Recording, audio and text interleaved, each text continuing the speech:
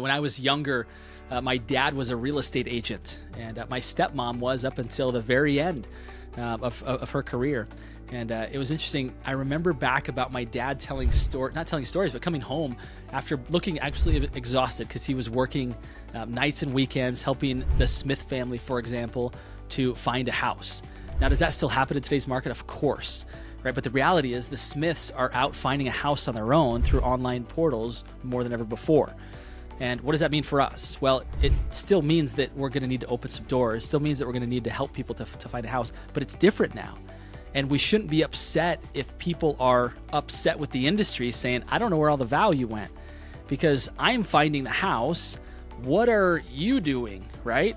Like, I don't see the value in what you're doing. You're just simply opening a door and writing a contract. The reality is we shouldn't be upset about that. We shouldn't be upset at the fact that they're doing more things on their own. But what we should be doing is finding additional ways to add value, right? We should be thinking about what else is this client going to need in conjunction with real estate? How can I bring in the other professional partners around them to be sure that everything's taken care of? And how can I go above and beyond on the things that are still entirely on my plate to make this as easy as possible? One of my mentors says his favorite question to ask is, how can I make your life easier? We have to always be asking that of our clients. Like, how can I make your life easier? Whether we say that out loud and or whether we think it, that's a great way to be sure that we always have work to do.